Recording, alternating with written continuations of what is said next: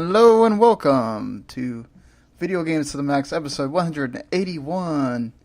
And we are the official games podcast at W2Mnet.com. I am your host, Sean Garmer, and here with me, as always, is Mr. Marc Morrison. Howdy. And we, of course, are also in partnership with Last Word on Life and Forumania.com as well. And Mark, Nintendo did a lot of things this week, so we have plenty to talk about on the Nintendo front.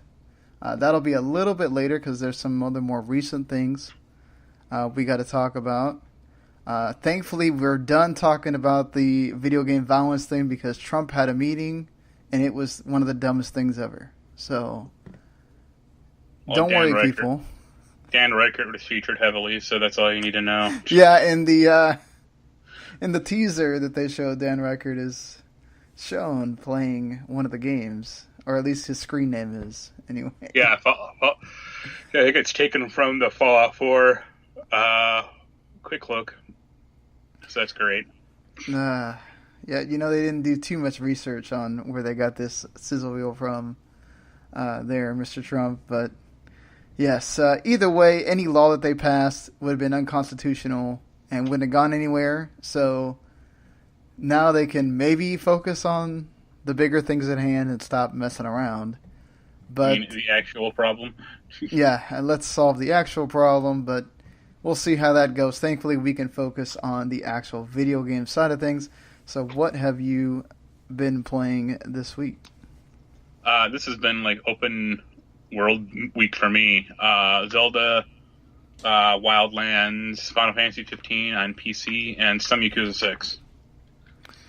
So, I'm assuming you cannot talk about Yakuza 6 still. It's embargoed up to a point. Like I can give like impressions. Like it's a good game. Like it's better than Kiwami. It's different than Yakuza 0 because like you don't have the multiple characters and you don't have like multiple fighting styles. But the fighting is a lot more fluid, and I'm not sure when this happened, but I met some New Japan Pro wrestlers. Yep, they are featured heavily in parts of the game. So there's this whole mini game that is like it's almost like tower defense, but in reverse. Like you are sending out like basically like units to like attack towers or gang members of like enemy gangs. And it's really weird because all I'm doing is there's like a thing that you can enter in passwords to unlock new named units who are more powerful than like regular grunts. So I entered in all the passwords I could find, which is like all the New Japan Pro wrestlers and like some of the like named characters of Yakuza. And all I'm doing is like summoning those units and laying waste to everyone. Wow. Well, I mean, is it? Do you get to? You don't get to use any of those characters. They just there. Yeah, like you don't control them at all. Like they're just, they're basically automated. You can kind of tell them like where to go, and you can tell them to like use a special attack. That's about it. Does does Okada do the Rainmaker? Like clothesline thing. He does something called Rainmaker. I think it's kind of like a clothesline. Okay. That's actually the funniest part is you are going against Okada's gang, and meanwhile, like the guy, like my main guy in my gang is Okada as well. So it's almost perfectly like a wrestling event. It's only a shame that my Okada is not wearing purple gloves. Yeah, that would be the best part there. But what? Anything else on Zelda or? No, just kind of going my way through shrines, like here and there. Like I haven't been playing it much because Yakuza and Final Fantasy have been really eating up my time. I imagine so. Other than it looking pretty, does anything better for you on the Final Fantasy 15 front of being on PC? Well, the game on console only ran at 30 frames per second, like at best. Uh, the one on PC runs on my computer runs at 95. Damn. Like you can lock it to 60 or whatever. I think it can go up to 120. Like if you have a really good computer, mine's not that great, but 95 frames per second most of the time is pretty good. But that game like plays a lot better and smoother at 60 frames per second or above than at 30. Like I don't know about you when you were playing it like back in the day, but it always kind of felt a little laggy to me. Yeah, there was lag. Or like kind of like you were kind of like it was not smooth and it was kind of like swimming at points. I thought. Yeah, like there was times where your steps slow, and especially when you do the block or the dodge, it felt like, okay, I just made it dodge, and then it took like 2 seconds to dodge.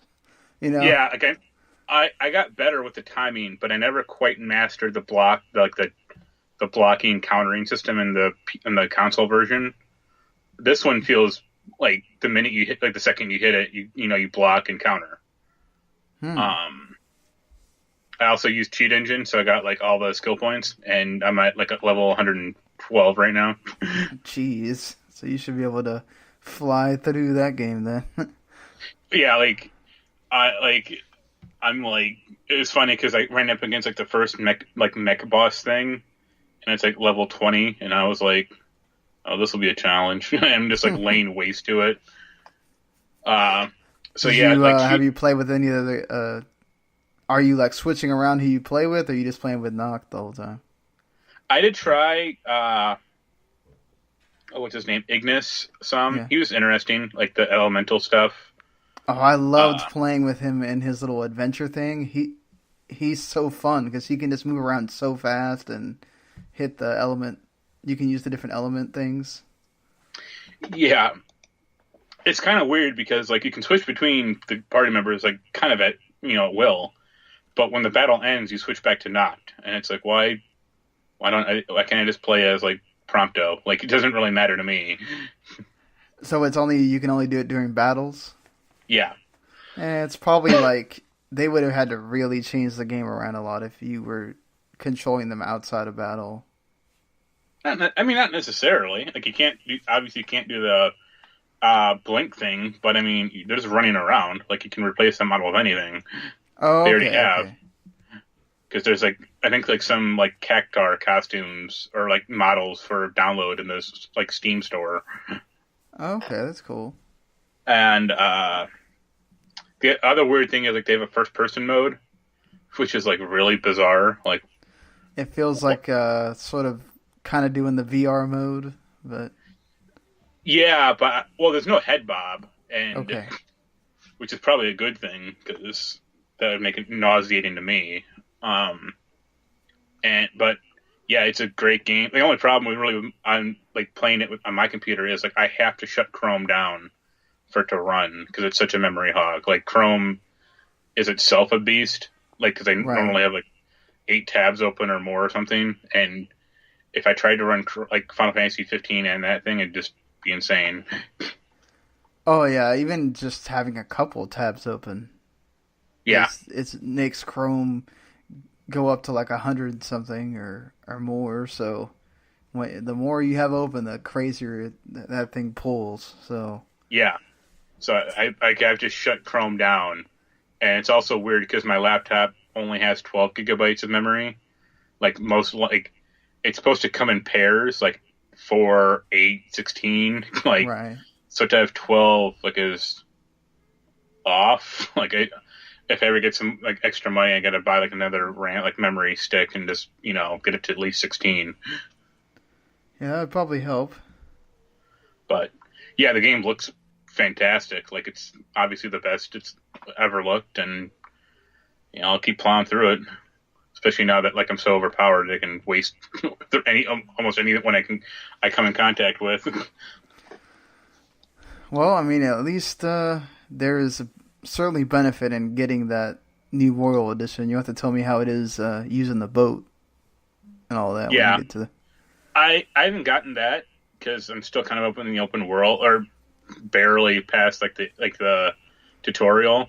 Like I just got That was one weird thing was, that cinematic where the king dies, like, the stupid town name is getting invaded and Yeah. like the king is like battling. That was weirdly out of sync for me.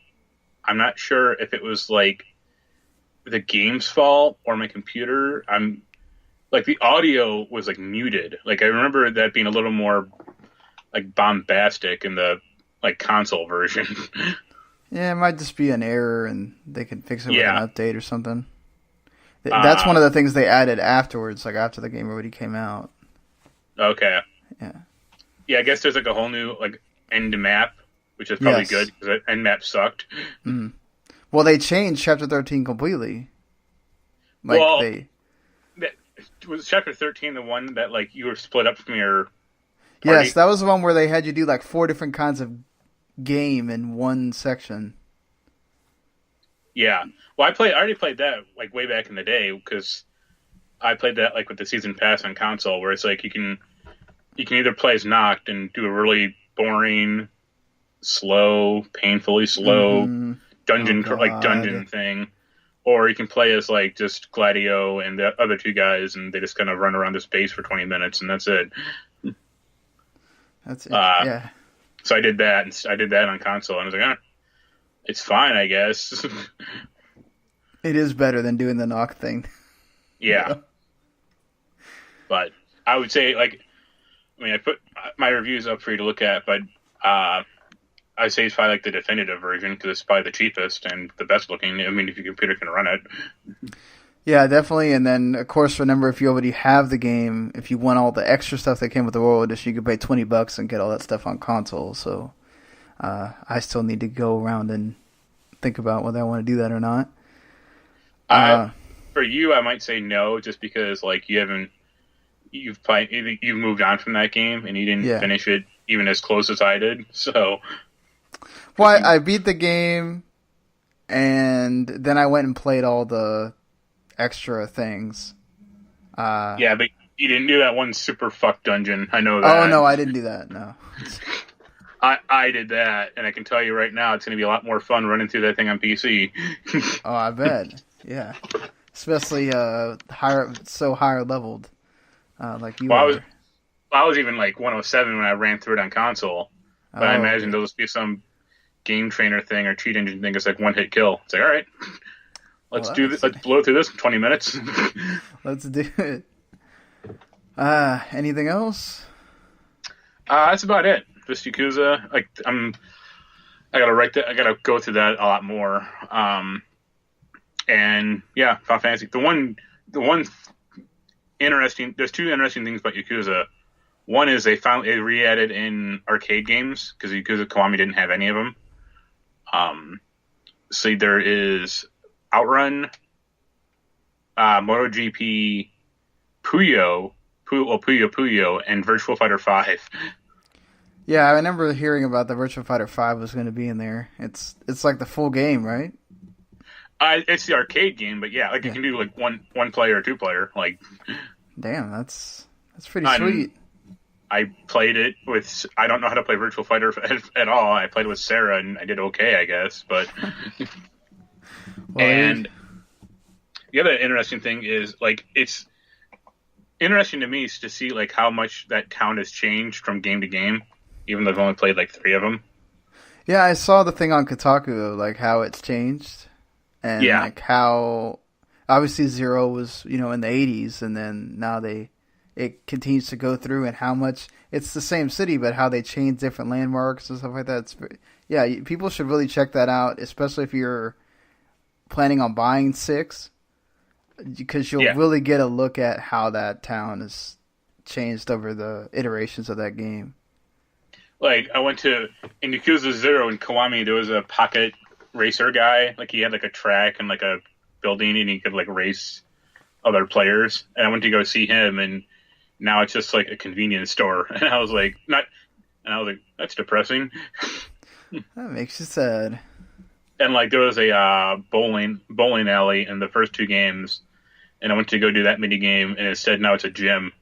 And I was like, all right, this is kind of funny.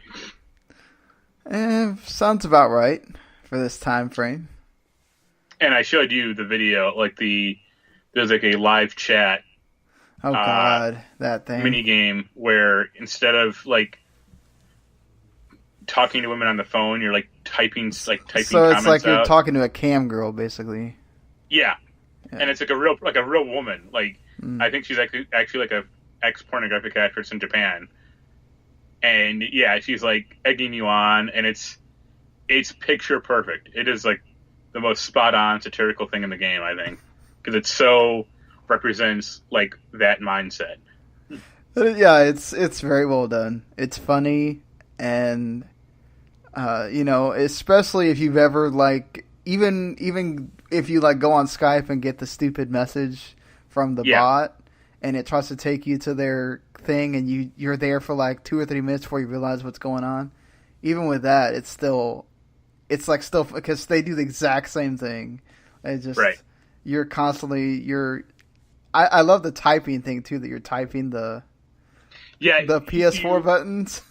Yeah, the buttons represent letters. So you type in like "you are cute" and you type in like XXX, square is space XXXR space X, like cute with like circle or something. Yeah, that was he's probably typing one like of the best parts. He's typing like an old man, like just like with one finger each, like with both hands. I guess technically you would be doing that on the controller too, so yeah, it makes sense a little bit there. The only thing wrong with that scene, and the only way they can make it perfect, and this would get an AL rating, is if Kiryu is only typing with one hand. I feel like Grand Theft Auto might have done something like that, though.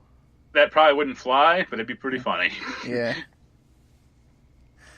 But you playing anything fun? Well, it's not fun, but it's sort of in that same vein. I finally got around to putting the code in for Super Seducer and playing like the first two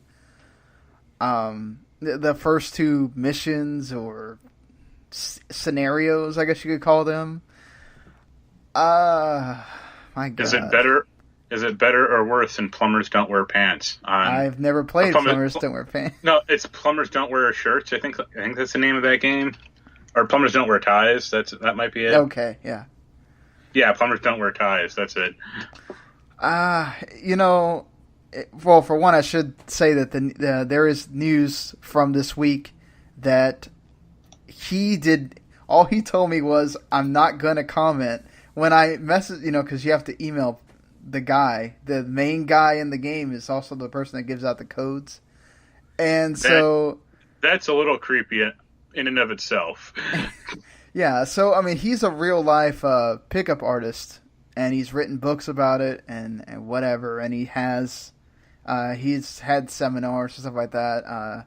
Thankfully the game goes nowhere near as far as what you would see in some of those seminars or whatever that, you go to. I used to watch the VH1 show when that was on, and whatever. In my younger years, when going to the club was an actual thing that I would have done, and I would have thought that this was something I kind of needed to know. Nowadays, when that's not something that's really totally either something you should be doing or truthful, it comes off as even more creepy. It's just the way that the whole game is, for one, as a game, it's boring. Like, you're basically, it's a choose your own adventure, like you choose your own dialogue, but you're basically led into, okay, well, you picked the wrong one, you guess as many times as you want to pick the right one, and then you go on to the next part of the scenario. Then you penalize at the end if you pick the wrong one. So, it's just, like, it's the same thing over and over. The guy, for one, the guy he's British, but he is not a smooth talker. So, like, he's sitting here trying to teach you how to pick up women, and he's stumbling along in the words that he's saying. It's not, it's not a smooth process at all. It's very weird.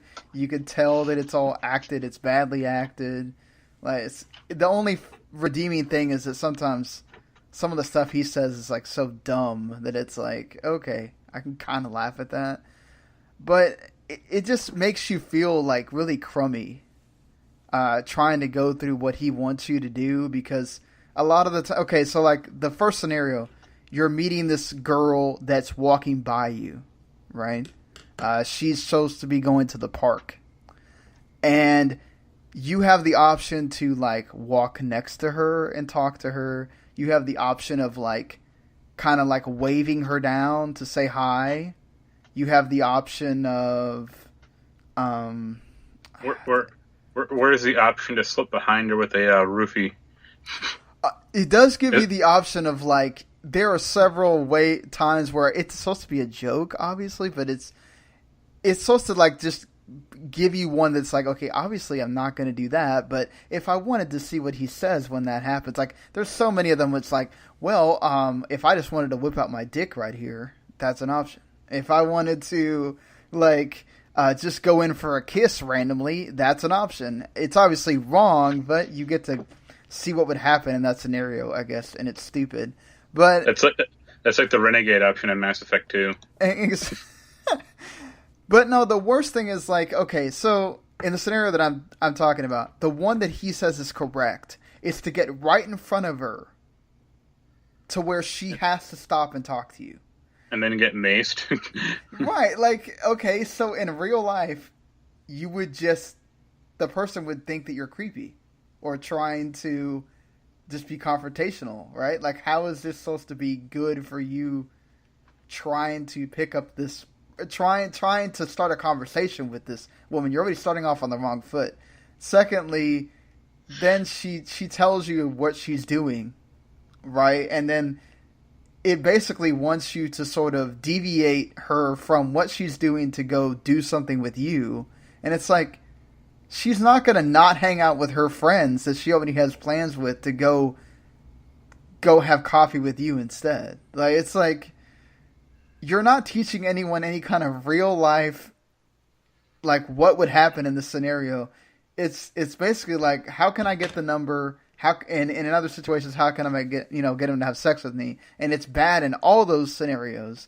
It's just, it's bad. No wonder Sony did not want any part of it on the PlayStation 4, because the idea for us was Stephanie, who's, the only, sadly, the only girl reviewer that we have on the game staff. We have some other girl writers, but in other departments. And so the idea was for her to review the game. And she wanted the idea of, okay, what would this be like from a female perspective? Getting to stream. I have seen some women streaming it, and all I can see them is they're all uncomfortable while they play the game. So you can imagine what this is like for a guy that's also like feeling weird, like hoping my daughter doesn't walk in the door, like just so, now I'm having to review it and I feel weird. So I can only imagine what that's like for women playing this game and going through that. Please don't buy it. Don't waste your money unless you like. There's not even a redeeming quality of saying that there's something funny to like go through the scenarios. That's the question: is do you think he's like self-serious, or do you think it's kind of a parody? No, he's serious. Like, okay, so after that kind of makes it funnier. So after you get done, right, with you're choosing your option, you basically know whether you got it wrong or right because there's a little icon at the top. And then if he's by himself, you got it wrong. If he's sitting there in a bed with two Russian chicks in lingerie, you got it right. And it's the same thing over and over. Like, okay, well, I got it right because the two chicks in lingerie that act like they couldn't give a shit about what's going on are sitting there. They were paid. They were paid for a half a day, or who knows how long he actually sat there and did that. But it's like, no, he's serious. He really believes in what he's talking about here. And that's what's the worst part of it. None of it is really. There's some stuff that's there to be funny, but it is not. To be fair. I mean, I haven't played this game, and I never will, likely. But this sounds almost exactly like a Leisure Suit Larry game. Oh, no. Oh, yeah, pretty much is. But at least Leisure Suit Larry had the ability that it was animated, and it was in a different time, right? So like, is this, man. This was like 4 days ago. That's like worlds away. Yeah, especially with, well, his his whole conceit to this thing is like, well, we were making this game before the Me Too stuff started, so don't blame us because that's happening. It's like, well, maybe just save your money and don't make this game. I don't know, just but or just put like it's a parody as like the title screen, like that might work. If he or actually it's a warning manual. Avoid these behavior, or the men that act like this. Doing this. Yeah. If he did that, I would give him the benefit of the doubt more. But that would fix this whole thing up. So what you're saying is that game's going to be our game of the year? No. I'm real. That might be one of the first game we have that I may just not give a score, and may just go on a similar to what I've seen other websites do. They just go on an explanation as to why you just shouldn't play this game and did not finish and do not review it as a game. So yeah, we'll see how that goes, but. That's pretty much the highlight of what I've been playing. I've been really preoccupied with making sure that I get to start this new job and finally got the email that I needed, so I can kind of relax a little bit more now. And I had to get the site caught up on some other things, so it's hopefully Monday and Tuesday I'll get us back and running on the games thing and myself back into playing more games. But yeah, but either way. At least there was plenty to talk about on the news front. As I mentioned, Nintendo had themselves a week. But a game that I know that you kind of have a soft spot for, but the first one did not pan out, I think, as well as you wanted it to. And now Massive Entertainment has announced a Division 2. Yep. I wish it wasn't Massive Entertainment. Well, I don't think they would change the developer all of a sudden when the first game is... It might help. Like, I liked the Division 1 from the ramp to, like, level 0 to level 20. Like, that was a good time. Because it was mainly single-player stuff. You could group up if you wanted to, but you didn't really need to. But then once level 20 happened, it's like, okay, now you have to group up because there's nothing else to do. And that's it. And they only added like some more single player content like 5 months ago. I mean, they do have a roadmap for the rest of this year. So that's, I guess, a plus for people that are still playing it. I don't know how many that is, but yeah, that's the thing. I can't imagine too many people are playing that game. Like, I don't imagine like your PlayStation friends list is like full of people playing the Division 1. No, they're playing like Rainbow Six Siege, but not Division. So yeah, let me check. Yeah, like I played it probably longer than most people, and even I gave it up like a year and a half ago. Wow, there are like 6,000 people playing it on Steam right now. That's a nice chunk of number. That's better than most games. Yeah. I mean, they do say that they've learned... Okay, well, the creative director says that they're going to take everything they learned. Of course, you've heard this before from other devs, so it's not like it's anything new. Sometimes they do heed these words. Sometimes, like, Bungie with Destiny, they don't. So... Yeah. That's how you don't do it correctly. Right. He says that they're going to take everything they learned in the past few years and make sure the sequel is done right. So... for people that maybe aren't up on this game or didn't play the first Division because they didn't think it was in their wheelhouse, what are some of the things that you think they have to get right for Division 2? I would say, like, procedurally generated single-player content. They kind of had that introduced that like way later in the Division 1, but it didn't quite work correctly. If you want to play like solo, have a reason to keep going back to the game, like meaningfully go back to the game, not get a gun that does 2% more damage. Maybe like a finality to the story that might help, or at least some some questions being answered. The shooting has to be better because that was kind of not good thing in the first game. And like, if you're gonna try to make it like multiplayer, like open world, do that, because like when you played the first game, you never saw other people in that like playing it. Maybe like once or twice, and that was it. And That's get rid of weird that. Considering what the main conceit of that game is, right? That there's a Well, it was all instanced. So like you would see other people in like a base, but the minute you get out of the base, there's like a hidden load right there, and then it would just be like an empty world. Like if you can invite friends in, and then you can see them. But that was it. And the last thing I would suggest, and I know they won't do it because they seem enamored with the dumbass idea, is get rid of that stupid Dark Zone stuff. Like that was terrible. So what was bad about the Dark Zone? I mean, I don't like player versus player combat in the first place. Okay. But like it was just horribly unbalanced, especially like if you were coming up, if like I said, if you're trying to be like one player against like a group of 4 players, you're going to be screwed. Yeah, that makes common sense.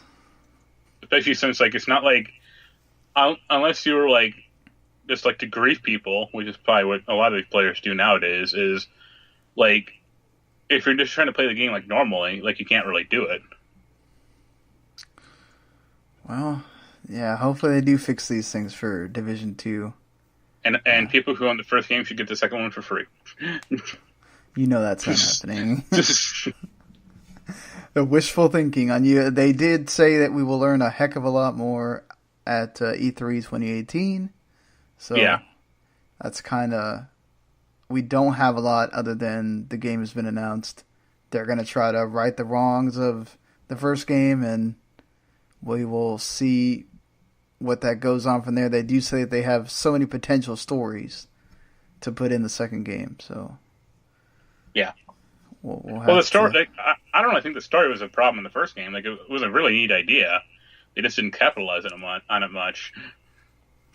Right, and I think perhaps maybe announce that there is going to be story content expansions like earlier, so people know that if you perhaps leave the story open, that there will be resolution to it later, and not like what you said. Yeah, because they never really resolved the first game. I don't think. And that's just a like problem. I think the story resolved with like this guy created a virus and he escaped somehow, and that was it. That's weird. It was some like conspiracy, something or other. It's like, all right, whatever. I don't want to play X-Files the game. You don't? I've played X-Files the game on PlayStation 1. It was not a good game. I imagine that. Well, apparently a game that is not ready to go is Days Gone. It has been delayed officially by Sony till 2019. They have quite a few things coming out this year, so... Yeah, and that game didn't exactly set the world on fire with, like, positive buzz. It just... I don't know, it's... When you got Last of Us 2 in the... Well, it's a different type of zombie, but I know what you're talking about. But also, like, I just heard no one talking positively about that game. Like, at all. Like, some people said, like, the zombies look cool, but that was about it. I mean, they make zombies look cool all the time. It's not, anything to totally hang your head on for a game, really. I think the second E3 trailer did it a lot of good, because I thought after the first one, I was like, oh, is this just Outside Dead Rising? And then it does seem like it has a story or whatever that they showed off a lot more on the second E3 demo, but... You know what that game reminded me of is like a sequel to Ride to Hell Retribution, and it's like that's not something you want to evoke. No, not that. And I mean, Microsoft's already got State of Decay that seems to do that stuff pretty well. You got Dying Light. I mean, yeah, but they haven't.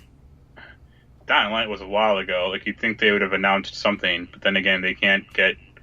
That other zombie game the second one off the ground at all. So who knows? Oh, Dead Island. Yeah, thank you. They announced that trailer like 5 years ago, and that was it. Yeah, then they released that, like, whatever that was, spin-off, or that was awful. Yeah, they announced like some MOBA thing that failed spectacularly, and it's like, wow, who would have thought this would have gone south? Yeah, exactly, guys. Come on, think more clearly before we're deciding to announce these games.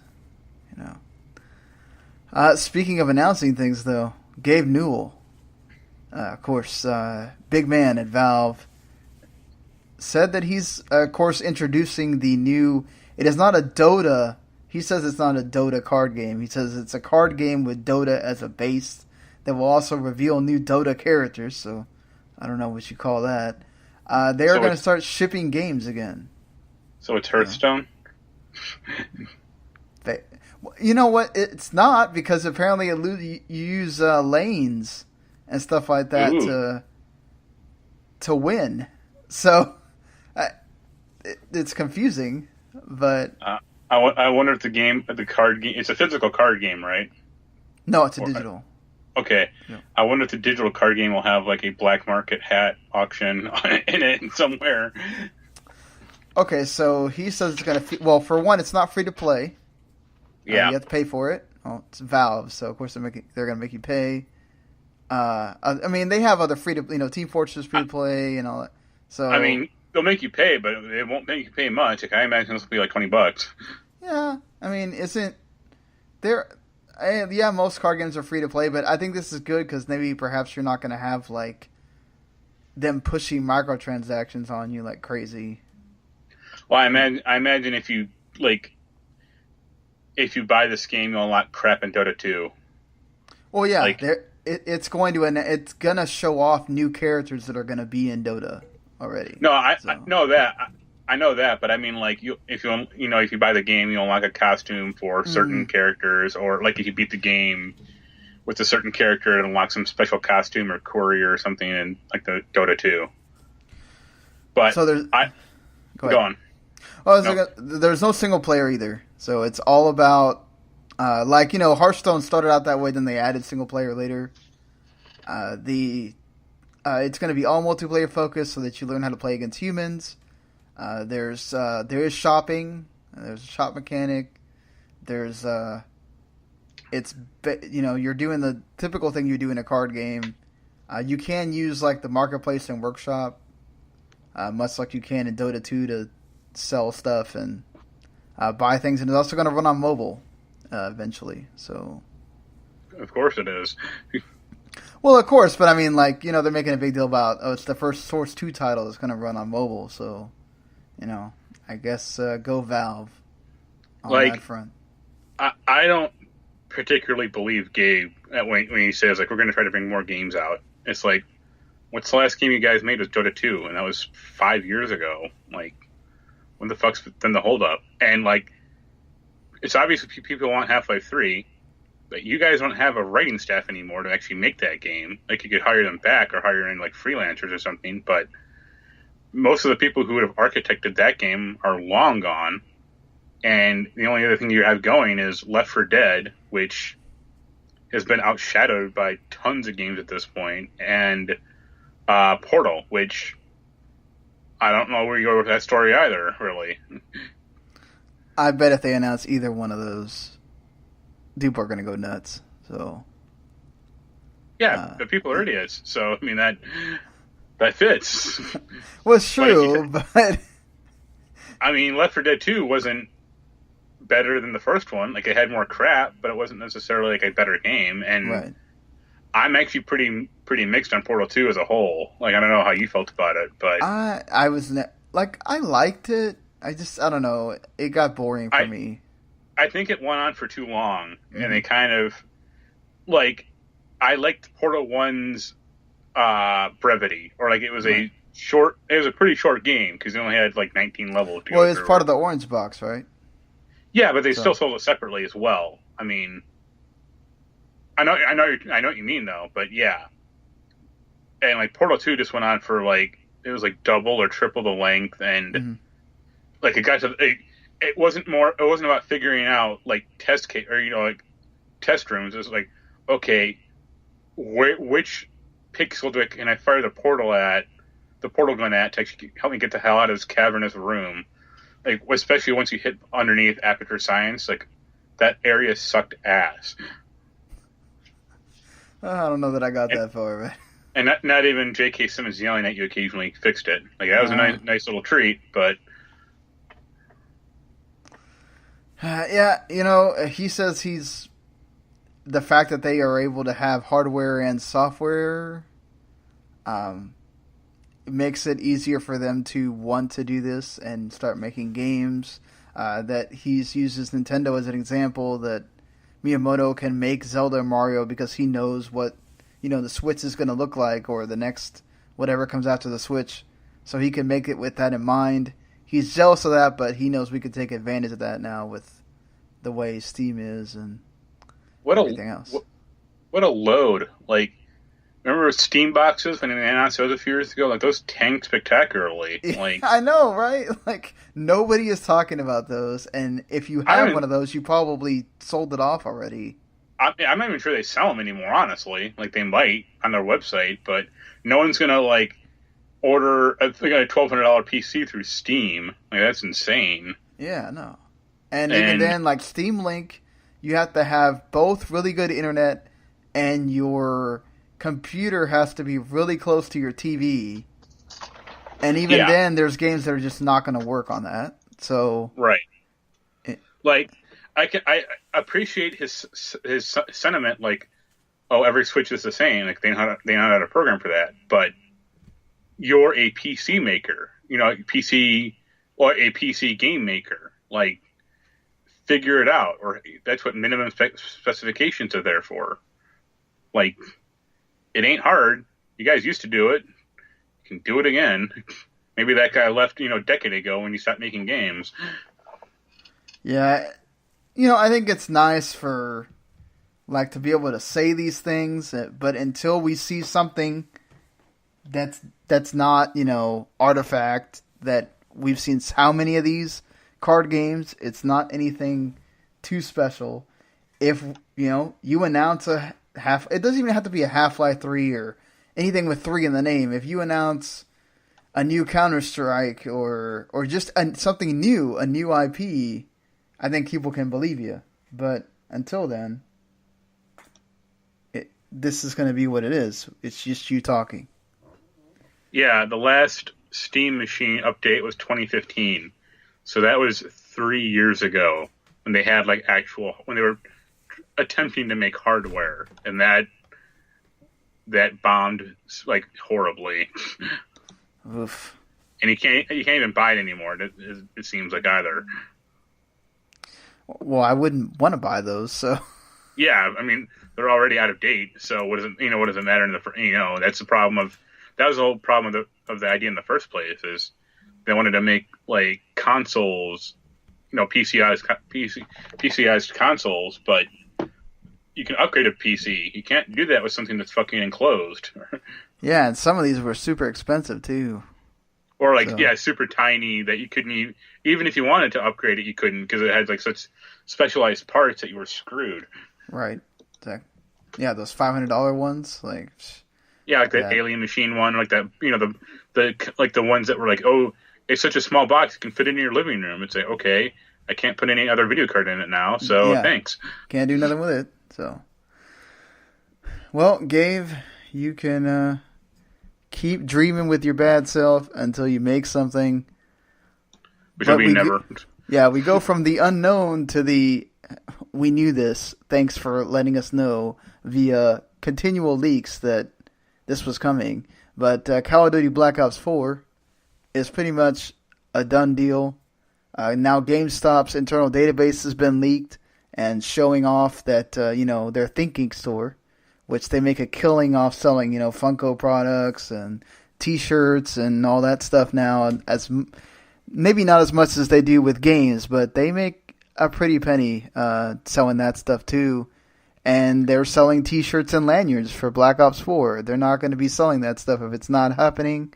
And it sounds like all that stuff's supposed to be coming in May So usually around where they announce the next Call of Duty. So makes sense.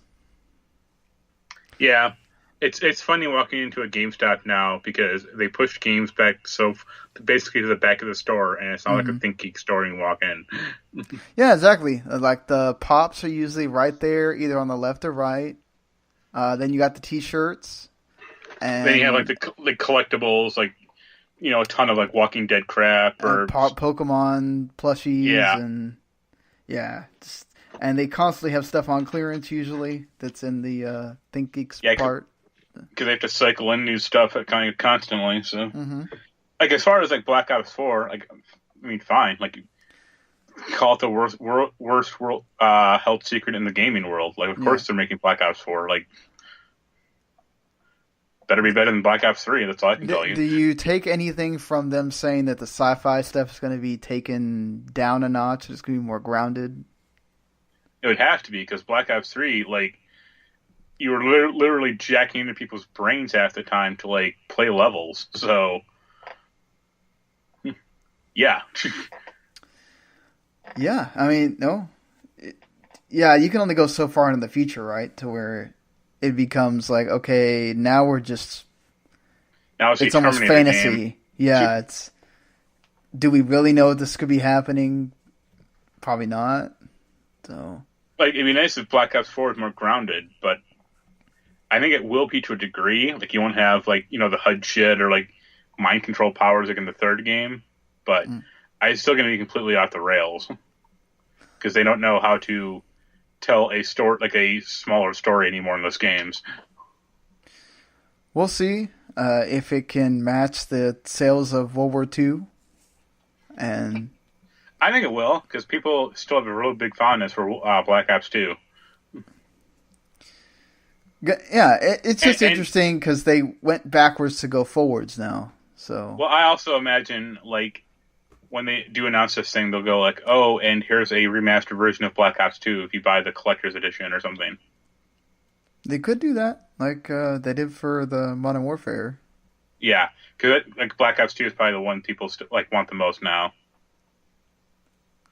It sure as hell isn't Ghosts. Activision did say they wanted to do more remasters, we talked about, so yeah. Why not do it? So a few things here before we get to the Nintendo stuff. Just because the Nintendo stuff basically has its own section at this point with this week, with everything that they got coming down the pipeline, not just themselves, but also other announcements that sort of got leaked and maybe weren't supposed to, but we'll talk about that. Square Enix released a teaser trailer for Valkyrie Profile. Yes, hell yes, please be coming to PS4, because it's been a long time since I got to play the original version, and I never got a PSP to play the remaster. But this is one of those Square games that I think could benefit from more people getting to play it. I just hope you don't screw up the remastering part. Yeah, I never played it, so we'll see.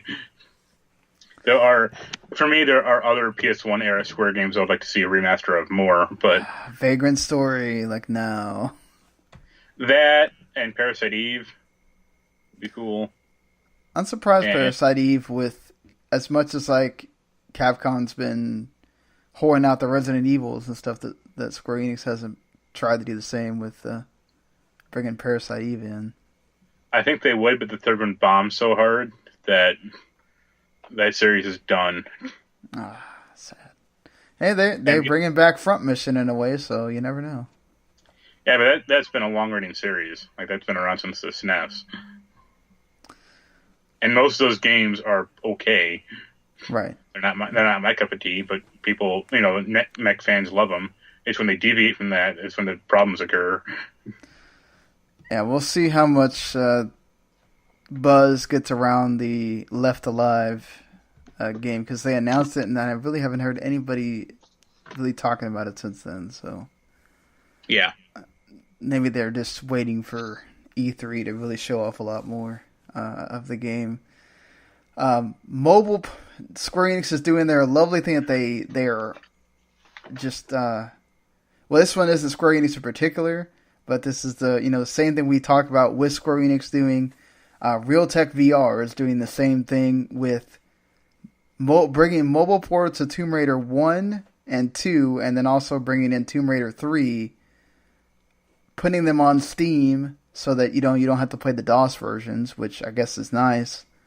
But mobile ports, I mean, yeah, but they're not the only ones who, like, Steam isn't, or Square isn't the only one who does that. Like, they redid GTA San Andreas, and, like, they just uploaded the mobile version. It sucked ass because, like, they took out music and it looked worse. It's like somehow, and it broke all the mods. It's like, good job. I was never a big Tomb Raider person until the new ones came out. So yeah, also those early Tomb Raider games are bad, like straight up terrible. So, it was impressive. It was impressive technically at the time, but people have moved on. Yeah, they do not hold up. The well. world has moved on. Like, characters don't walk on a grid anymore like Lord did back in the day. Yeah, and if they're just porting it over, they're not going to take the time to change that stuff at all. Yeah, I mean the upshot is, like, if you had the older versions, you get the new ones for free, but you have to wonder if they're just going to replace them. Like, that'd be the danger for me. That's probably what's going to happen. Yeah, I'd bet. So, what do you make of Jurassic Park getting an AR game, very similar to Pokemon Go, except this one has battles? Doesn't Pokemon Go have battles? But they're not really battles in the same way that you would think. They're very friendly. Oh. I don't know. Sure. Whatever. Probably better than that Ghostbusters AR game. There's apparently like 700 types of dinosaur that have been discovered, so I guess you could update that game for a while. Gotta catch them all. My God, I can't wait till somebody... Apparently you can also play it in your house, too, which is the difference. You don't actually have to go walking around. So that kind of defeats the purpose, but yeah. I don't know. I mean, I would think that, that Harry Potter's also going to have an AR game. So this is sort of the thing, I guess, that's becoming something with mobile games. Yeah. We'll see if this one is the one that sort of just flops completely. Because Pokemon Go is still going. Maybe not at the big rate it was with the original 150, but it's still going in a way. Yeah. Well, Nintendo did have that big direct on March 8th, not too long ago here. And they announced quite a few things. More ports, obviously, as, when your system is doing well, you don't have to, be announcing new games all the time. Plus, pretty much, like, almost anytime somebody announces my game is coming to the Switch, you get people going, oh yes, please. So until that wears off, they're pretty much good with bringing ports in. I guess with the 3DS stuff, for me that has one and still uses it, I like the Luigi's Mansion coming, especially because Dark Moon is actually pretty good, and I hope that this means that it makes it easier for them to bring both games onto the Switch at some point.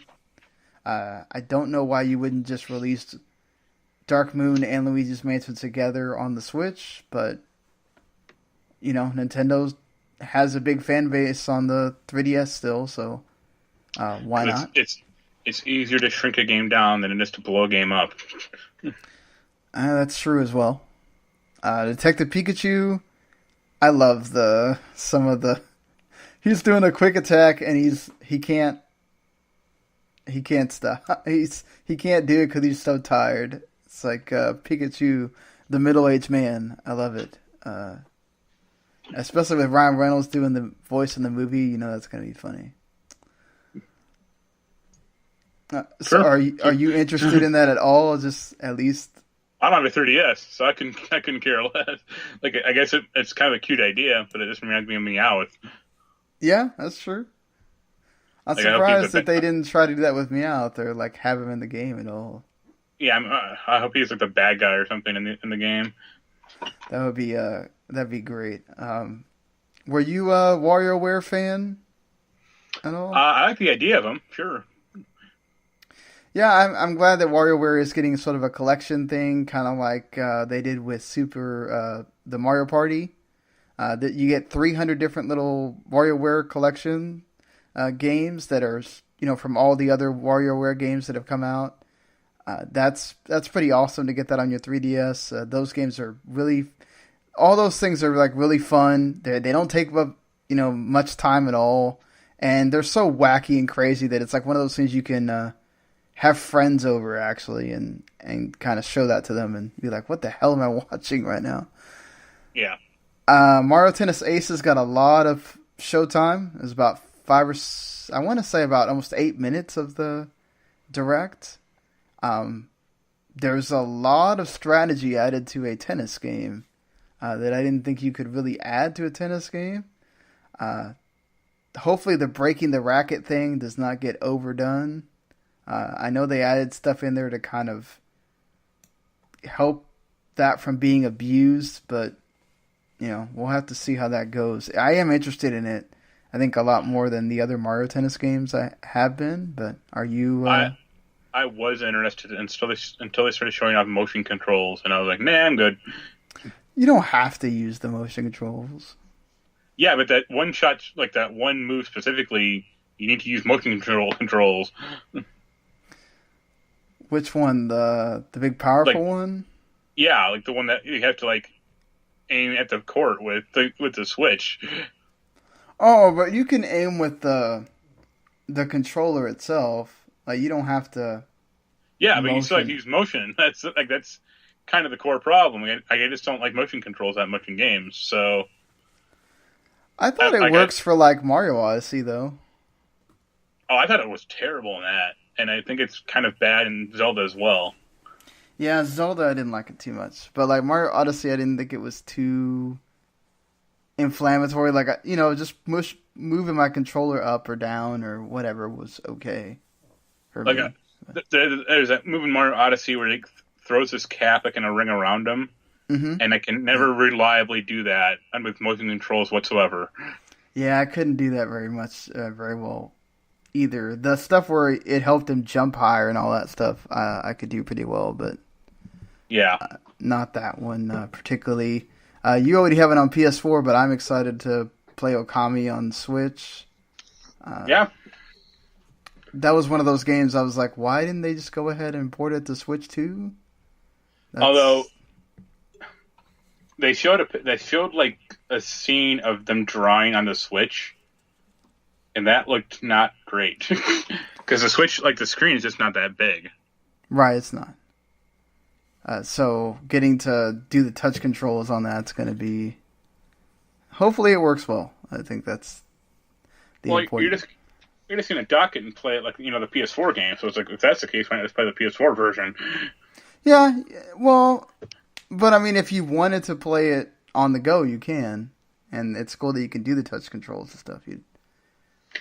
But I don't particularly think Okami is a great game to play just on the go. Like I know what you mean, but not that game. It's too involved, and you get lost too quickly. Yeah, that's true. Plus, there's so much stuff you want to look at that it looks better on your TV. It's at least a 60-hour game. Like that's not exactly like a quick mobile game to play in the bus ride home or something. Right. You get I did like the Sushi Striker like pick 3 thing that looked interesting. That's coming to both Switch and 3DS. Sure. Octopath Traveler gets a release date. Very cool. happy to see that. They introduced new characters. That special edition one I set for like $100. Oof. Square Enix with their special editions, man. People buy them. Cheaper than normal, I guess. Yeah. Yeah, normally they're charging what, like $120, $150? Yeah, well, yeah, it depends what it comes with, but yeah. Very happy to see Captain Toad Treasure Tracker. That was one of my favorite games from the Wii U. And you get Mario Odyssey levels too, so a reason for you to want to play it, maybe even if you played the the game originally. Crash Bandicoot coming to Switch. Yes, and please. and PC and Xbox One. Yeah, no, definitely. It's going to be on those. It's the same thing with Dark Souls, right? Make a big deal about Dark Souls, and that's going to be on all the systems too. You get a Dark Souls amiibo, where you get to use Solaire and apparently do his taunt. Apparently that thing is going to be like super rare. That's what they were saying. Oh, that's how all the amiibos work for a while. It's super rare, and then people stop caring, and then they can't get rid of them enough. Yeah. Or all those like bring it over from Japan. Yeah, that too. You can do that too. I don't care about South Park, the Fractured Butthole, but sure, why not? Interesting that it's on a Nintendo system. Still kind of weird sometimes to think about that being on a Nintendo product, but yeah. But remember those old South Park N64 games? Yeah, true. Those were all bad. Yeah, they were really bad. The Little Nightmares Complete Edition, Undertale also coming. Hyrule Warriors is coming out in May. So I'm kind of interested in that because I didn't play it on the other two systems. I watched Giant Bomb's response to this. Like, we're watching it, and I think Jeff was like, "Didn't that game already come out?" he thought it was like a launch title for the Switch. That's great. And he also did something funny. I think when they announced something like, and a bunch of people in the GameStop part of the office started cheering. And then when they announced Crash Bandicoot, he gave a big yell, dramatically for he gave a Ric Flair woo, and it was this is great.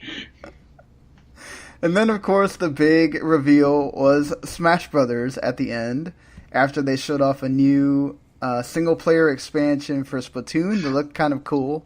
If they're going to add more single player to Splatoon, I might actually be interested in getting that. But I really love the way they did the trailer for Super Smash Brothers. They make you think it's more Splatoon stuff.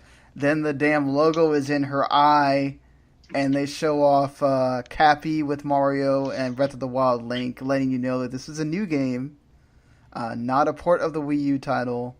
Sakurai then confirmed it later on Twitter. And yeah. I would think by this that maybe Crash is going to be one of the characters. They've taken off all the old characters from the Wii U game. There are no... It doesn't seem like... I mean, there might be. Obviously, they might still have deals with certain... I could see Ryu showing up again because they're doing that anniversary collection thing or whatever. Bayonetta is now a Nintendo product, basically, so she'll be back, but... they ain't getting Cloud. Yeah, they're not getting Cloud again. I know there's jokes about Snake, but I mean that's more likely than not because Konami will whore out Snake no problem. Yeah, exactly. They pay him enough. I seriously wonder if maybe they would put Labo in there as a character. Something just to, Nintendo's so goofy. They'll do something like that. They'll put in the robot from Labo, Yeah, they could. Or they could put it in there as a thing that you use as an item. Yeah, a treasure or summon item or something. Yeah. Is there any?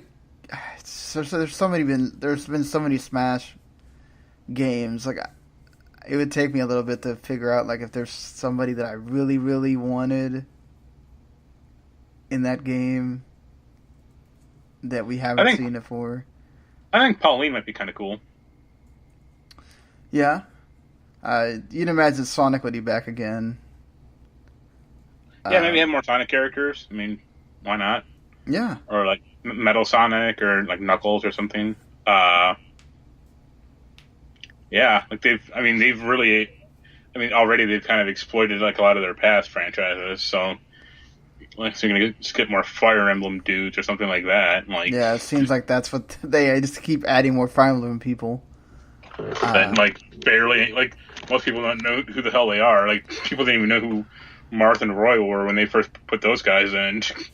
I would imagine Mega Man because Capcom will gladly put Mega Man on almost anything at this point. So no, they'll put Mega Man in, and then they'll put Mighty Number 9 in, and we can finally get that crossover fight. I'd love to see the like the two main characters from Xenoblade 2 personally, if they could get them in, and I don't know. There's maybe like Captain Toad. Yeah, he could do. Has Toad been in the games before? No. Nope. He's probably been Maybe. like a trophy or something, or like summon item, but not as a playable character. No. And they can finally fulfill Dan Reichert's wish of putting Waluigi in a game. Yeah, let's do it. Waluigi. That dude has so much fandom now. It's crazy. I mean, the obvious two characters I would want is like Gino and Mallow, but Square owns them, so no. That'd be. They did let him be in the SNES thing, so maybe it could happen. Wasn't he in as like one of those when you could do the fight against the Mii characters or whatever? I think he was there. Oh. So it's possible. We'll see how that goes for that game. You'll get a lot of hype for that between now and E3. And yeah, I can't wait for the endless press releases of going. There's Mario and Link is in this game, and we saw that from the trailer. We're going we got Fox. It's Mario and Link. Fox and Kirby are announced. It's like, all right, Captain Falcon. Falcon. Wait till next week. Yeah, Pikachu and Jigglypuff or something. It's like, all right. Yeah. Do you think now that since they let this one out of the bag early, that it is all about hype for Smash at E3, or do you think that they got another one? Like, I would really think that if Metroid 4 is a year away, bringing the whole trilogy over to the Switch would not be a bad idea. Sure, it would. Because I don't think it sold. Didn't it come out on Wii U? Yes, it came out on Wii U. Yeah. Yeah, and they're bringing everything else over from the Wii U, so bring that over and Mario Maker and call it a day. Boo. Token Mirage sessions need to happen as well. It's the closest thing you're going to get to Persona on Switch, so why not? Till they just bring over the Shin Megami Tensei series from the 3DS. Well, the Shin Megami Tensei 5 is coming to the Switch, so yeah. I mean, but those are different games than Persona, so yeah, but they still share pretty similar DNA. Yeah, they still have demons and everything, but it's not as stylized and much more serious about the demon thing. Yeah. It's also harder, it seems like. Yeah. So that should be interesting for Switch owners between that and, Dark Souls and some of the other games. You'll have plenty of hard stuff to play. A few more things concerning Nintendo here. Of course, it seems like almost every week or every other week there's some sales milestone that the Switch hits.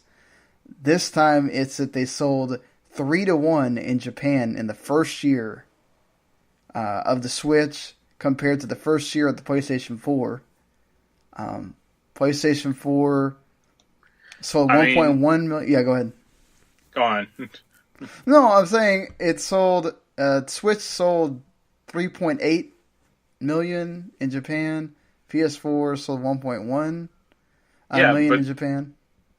The thing about that is the Switch launched with a Zelda game.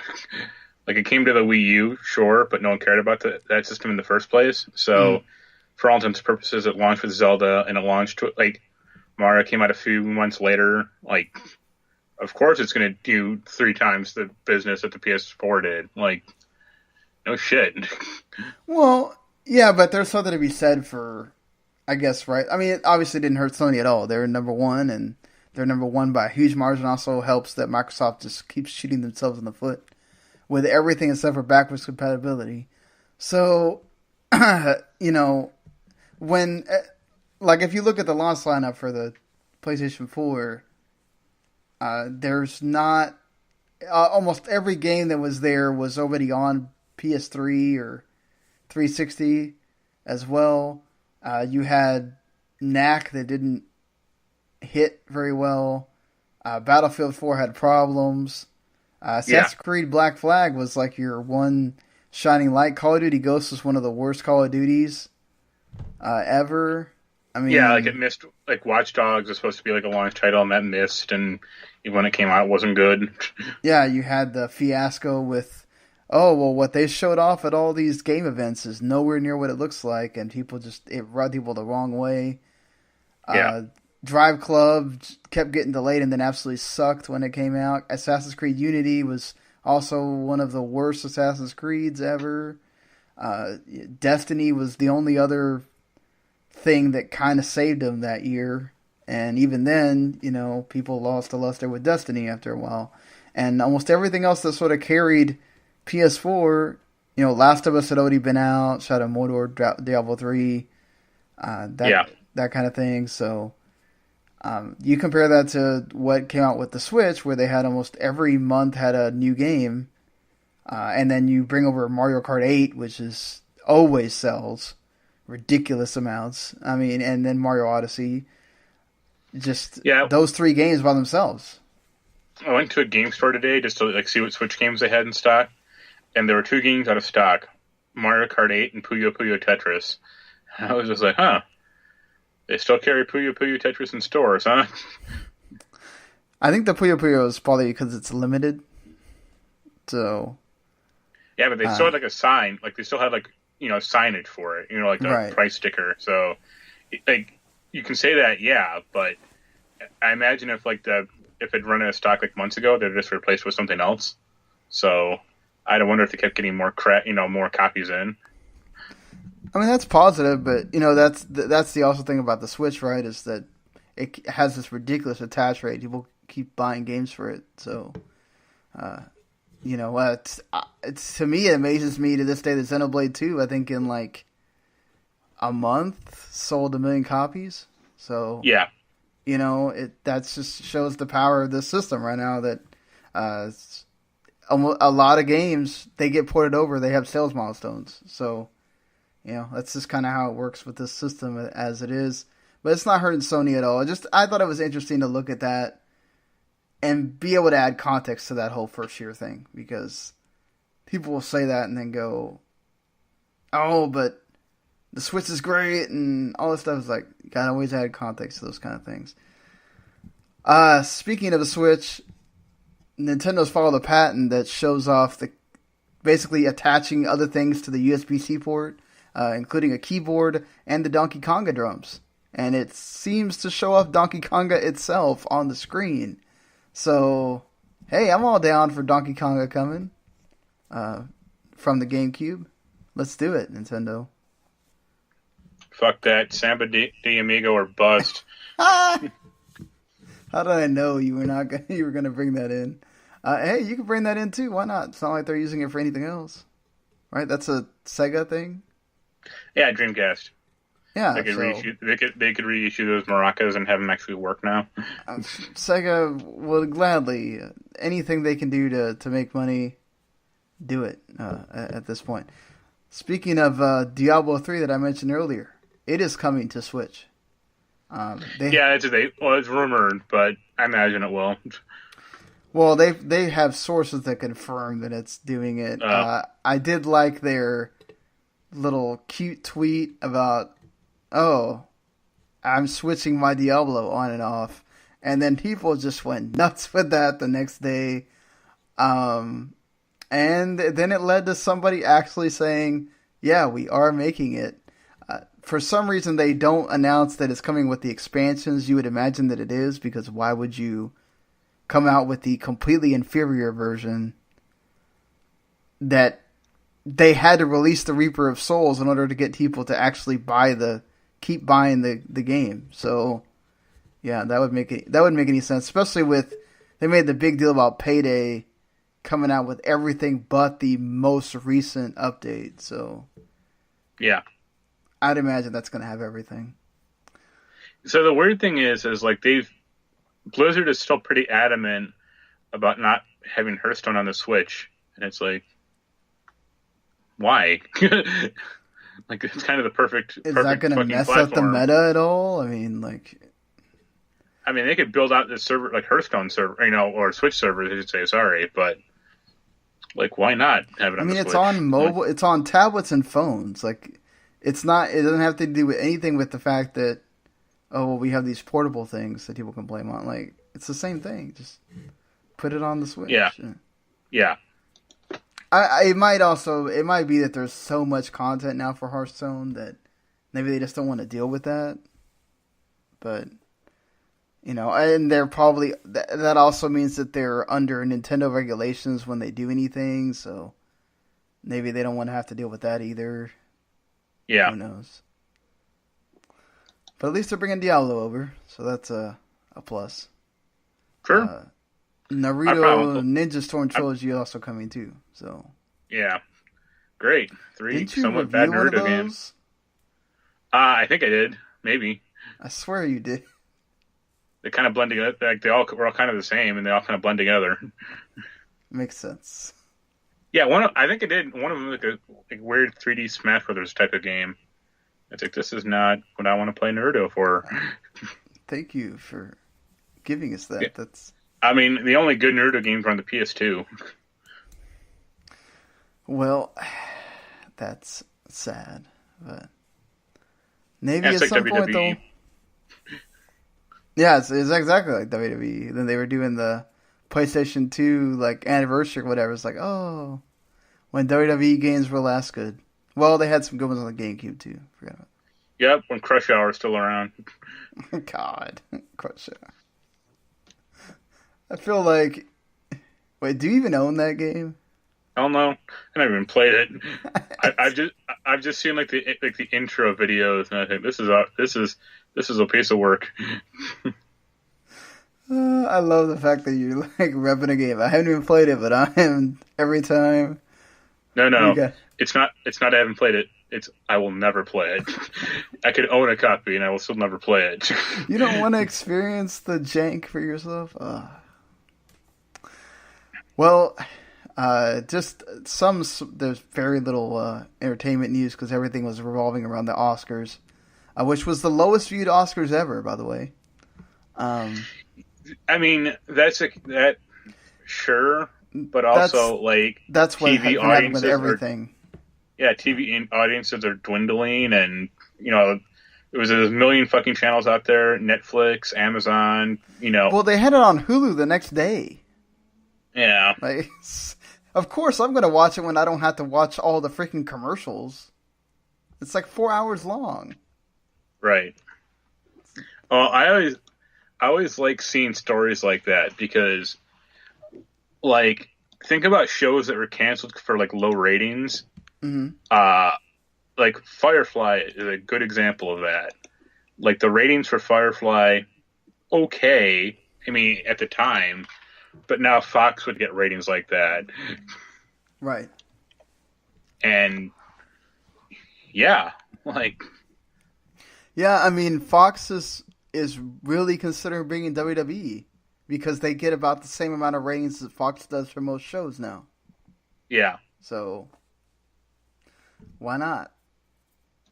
I mean, or shows that were like canceled for like low, like, oh, this show only lasted 8 episodes because it only got like a 6.0 rating, and it's like every network would kill for that right now. Like 2 shows get above that nowadays. It's like Big Bang Theory and Modern Family. And that's about it. Well, there's so many shows that get Timeless got saved by the fact the fans and the DVR ratings. Yeah, so, like DVR is another good example. Like, of course. Yeah, I mean that thing is saving shows left and right because they have to use that now in order to determine if shows are worth something because so many people are watching it through that.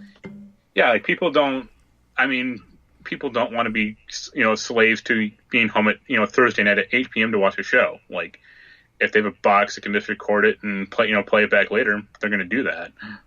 Plus, you can skip the commercials. So. Yeah. That's another huge plus. But Kristen Wiig has landed the role of Cheetah for Wonder Woman 2. I think she's actually one of the perfect people to play Cheetah, because Cheetah was never about being like... I think there are versions of her that she was some kind of model or whatever, but she was never, even in the animated shows that I've seen, she was never like about, trying to match the beauty of Wonder Woman. She's got like psychological problems, and she's kind of weird looking. She doesn't have superpowers except for the later ones. Just like Kristen Wiig. Yeah. Kristen Wiig is not the, but I think, go ahead. It can't, like, I have no opinion on her as like an actress. I never watched SNL with her, or if I have, she didn't stand out to me at all. And I thought she was terrible in Ghostbusters, but so was everyone else. So I don't blame her specifically. She was really good in Bridesmaids. I've never seen that. Yeah.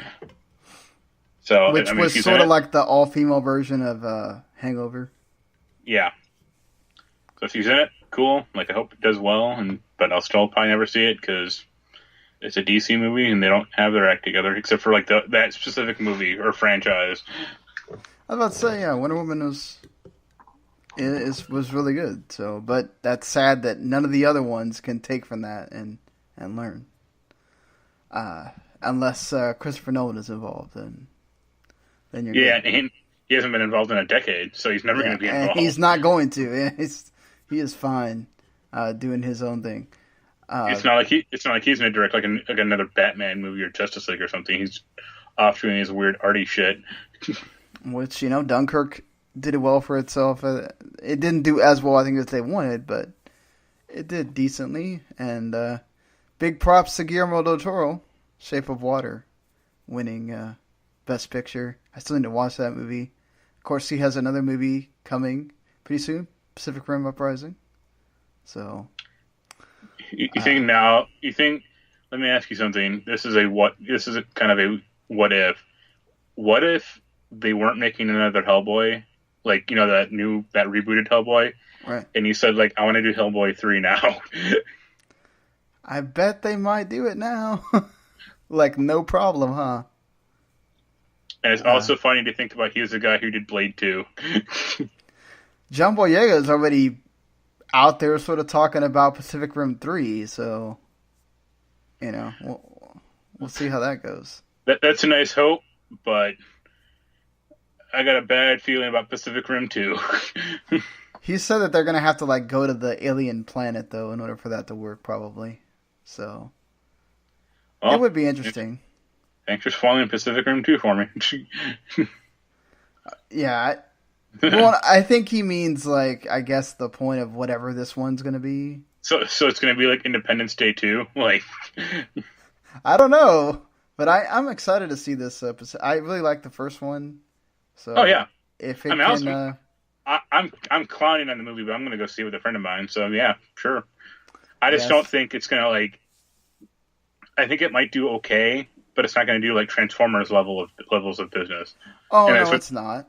That's what they were really wanting for the first one. Like, that's why they didn't make the second one until, years later. Yeah, and there's so much problems with making the second one. Well, Pacific Rim 1 had, made $1 billion or, $800 million. Pacific Rim 2 would have been greenlit the next fucking day, but right. It took, and didn't, 3 overseas was really what helped it, right? It wasn't here. Yeah. Same with, like, Edge of Tomorrow, I think, also. I mean, that's why that's eventually getting a sequel when the movie pretty much bombed in America. Yeah. So, thank you, Chinese. Yeah, let's keep that going, China, with the second one. Have you watched... I have not. Have you watched any of the Jessica Jones season 2? Finished it last night. What do you think? It was good. Good? David Tennant's only in it for one episode, but he did pretty good work. A interesting villain, or like kind of pair of villains, and like you saw the first season, right? Or yes. You've seen most. Like, it's funny because like Trish becomes like the most unlikable character in the show. That's weird. Like it's handled. I don't fault the actress. Like she did a really good job actually. And there's like a flashback episode of her which is hysterical. But like her arc of like wanting to be like the superhero, like becomes so kind of overwrought, and you just want to like punch her. I want to see that for myself, see how I feel when watching it. Yeah. But I've heard good things, so good to hear that you like it as well. Like, it would be nice if like if Netflix just got like Kristen Ritter, sorry, into like his office and go like, so how many years do you want to do this show? And she goes like 5 or 7 or whatever, and he just goes, okay, let's greenlight that. Yeah, let's do the This Is Us and give you multiple years already from the get-go, because that would be great. Because I think Luke Cage is like June, right? Yeah, Luke Cage is June 22nd. And then I imagine Iron Fist and are they going to do another Iron Fist? Because they have to. One... I mean, the first one's bad, but I don't really fault the guy because he did better in the Defenders. Like I felt like the production schedule, like they had to do that series quick, and I don't think the main actor was acquitted right with the role initially, because in the Defenders that was also kind of iffy, but they clowned on him constantly, which is great. But like the guy who did Iron Fist went on to do the Humans, and he's not touching another fucking show again, probably. Yeah, I mean, if they give him a different director, then maybe he has a better chance for sure. Yeah, because I think it's more about like the Heroes for Hire story arc or something like that. So sure. Jessica Jones is my favorite of the 4, so glad to hear that did well. Luke Cage, I liked for the most part, so happy to see that coming soon. There's two things about Luke Cage. I think the first season was very fragmented. Like the first half was great until they got rid of Cottonmouth and they replaced him with Diamondback, and then it sucked because that was not a good villain. Agreed. But the second thing is that the second season of Iron Fist is going to have Reg Cathy as Iron Fist's dad, which is going to be nice. Sweet. Even though that's his last role. But hey, at least he's going to be in it, you know? Yeah. Well, at least they filmed it before he got, he died, obviously. And before he got really sick. Memorialized in TV shows. Yeah. Or film. I went through that watching that third season of Twin Peaks. So many of them had died by the time that the series had come out, and it was sad, watching them. But they got to get them for this one. Was really awesome. At least Black Mirror season 5. It's happening. Yeah. As if there was a doubt. But that's another thing where they should just call on that guy and go how many of these seasons do you want to do? All right, here. Yeah, really. I mean, it's one of the hottest things when it comes out on Netflix. I see people talking about it. I still need to watch it, but I see people talking about it constantly. So, yeah, it's go ahead. You talk about you want to start canceling shows more because you need to learn what that's like and to be able to get better stuff. Well, instead of greenlighting Bright again, go ahead and greenlight 4 more seasons of Black Mirror. That's or paying for Cloverfield. Adam Sandler. Well, instead of paying for Adam Sandler's 4 bowel movements on his films, yeah, that too. Stop doing that. Cloverfield sucked. I mean, that mute thing also sucked as well. Ugh. Lastly, I mean, I don't live in North Carolina, but I do hear people talk about Alamo Drafthouse quite a bit, and I just find this interesting that they are going to open their own video rental store with in Raleigh, North Carolina, with over 75,000 movies to rent for free, which it costs, of course, includes good movies and bad movies, and sort of want you to, I guess, go there, and you can also, I guess, watch them there, and, you can go rent VCRs and Blu-rays, watch them there. You can get beer, board games, memorabilia, all that. It's a library? I don't know, but you think this actually would provide some kind of environment where you want to take your friends and go, hey, let's watch these movies here and have some beer and whatever. I mean, no, but this is for film geeks and weird people who are into that stuff. Yeah, I agree. I wonder if this is really going to work for them. Really be sustained on film geeks, No, but this is going to be. This is a money losing proposition. But Alamo Drafthouse does well. They're a popular film theater company. So it's kind of just. I think it's just for them, or just because they want to do it for fun. I don't see this popping up in every major city or whatever. No. But if it does well, I guess good for them. Because hell, even theaters are scared of Movie Pass and Netflix as it is. So. Oh yeah, you got directors that are scared of Netflix. So. Alamo should just bring back Blockbuster. Yeah, why not? Let's just you could do Circuit City. Just bring back Blockbuster randomly. You're in Florida. Do you have movie rental stores down there? That aren't Redbox? No. I was still here when Blockbusters were around still. I remember the last one that got taken down, and that was it. I know when I was in Texas, of course, that was when I moved, those were still doing okay. There was very many of them around that were not some kind of corporate chain, but yeah, here I don't know any of them. If there is one, there's two around here. There's one store owner thing that was going to close years ago. It somehow stayed open, and it was the most depressing thing in the world. And there's a local chain called Family Video, and that's it. Yes, that's what we had in Texas, is Family Video. Okay, I don't know how big that is or how they're still around, but I guess they do okay. I guess they temper expectations, right? I'd imagine they don't have a lot of employees and, people. I bet they have some kind of pass system or whatever as well. Yeah. It's good for those things to still be around. It's easy with Netflix now. You only have to do that. Yeah, but Netflix will never be, 100% perfect. I was trying to watch The Green Mile last night and trying to find which service had it. So this is kind of a nightmare. Did either one of the services have it? Netflix didn't have it, and I kind of stopped caring after that.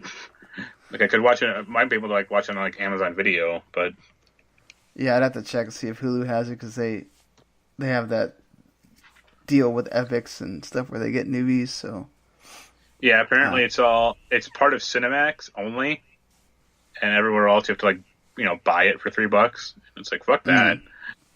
That's annoying. But if you do pay for $3, you get to have it forever because it'll never, go out on you or. $3 to rent. Or to buy. Rent. Yeah. Okay. What is it like? That means it's probably $6 to buy or something. On Amazon, $4 to rent, $8 to buy. It's not too bad. So. Or torrent or BitTorrent is $0 to rent, $0 to buy. Well, I do think that something that video games obviously can't do right now. I do think that that's nice that they can offer much lower rates for movies digitally. Whereas I bet if you went to go find Green Mile in the store on DVD, it'd still be somewhere in the $15 range or something like that. God, no. I mean, Amazon, Well, the Blu-ray is it? new or used, Oh well, that's true. I forgot about the used thing. but new is $21. Oh, I mean, whoa. Yeah. I mean, pricey, but you also get like extras. You don't get extras with buying it on Amazon. Yeah, but if you just want to watch the movie, there you go. It's there for you. Ever, But I mean, that's also for like film geeks, right? Because you're not going to watch the movie a bunch of times.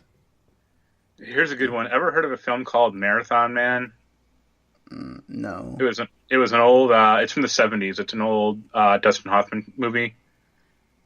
Amazon has it $4 to rent, $14 to buy, The hell? or the Blu-ray's $6.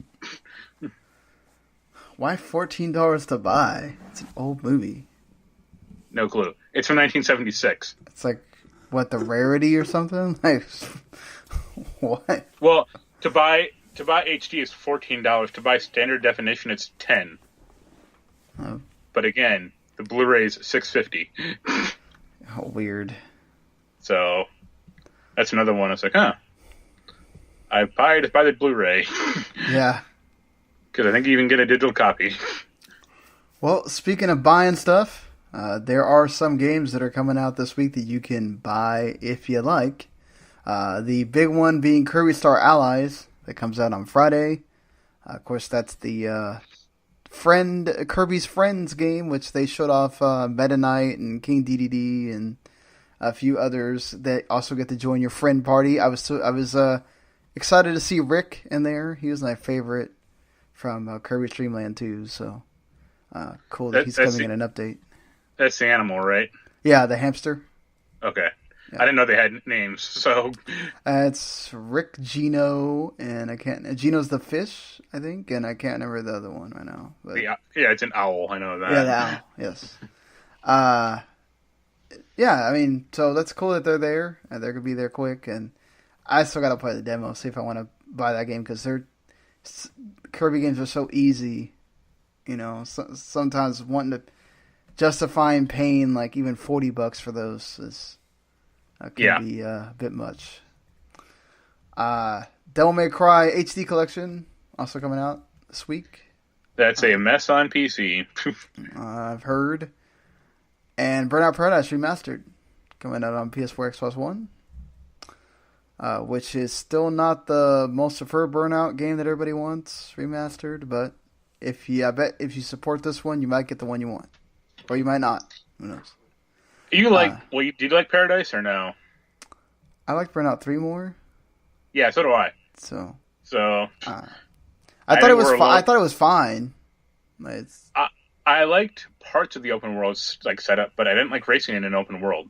Yeah, no. Because I would frequently just get lost, or like go down one street and you're screwed. And it's like, this is not fun. Yeah, it's making it harder to do the thing I want to do in this game, and that's not good. The sequel to Silver Case, the 25th Ward, comes out this week too. The original Silver Case was good. If you like the old detective style, like PC games, like from the 90s, it's very old school. They do not modernize it at all, so be aware of that. The Council is an episodic game that I constantly get emails for somebody wanting me to go get a code for it. Cube 2, the remaster that no one asked for, The Raven. Yeah. It's happening. Comes out this week. I actually bought that game on Steam like when it was relatively new. I played it for like 20 minutes and turned it off, and I was like, I wasted some money. Yeah. Don't you love finding that out? Beast Quest, and then 2 Switch games, Spiral Splatter and Coffin Dodgers. So, yeah, I mean, if you have a Switch, you're probably maybe excited for Kirby Star Allies. Again, be careful where you buy Devil May Cry HD Collection. You might want to wait on reviews for that one, and as well as Burnout Paradise. That one should be fine. And so, yeah, not a huge list, but you do have Far Cry coming at the end of the month, so it won't be too long now. We'll be playing a big game. So, all right, that's going to do it for us this week. So until the next time we do one of these, we'll see you later. Later.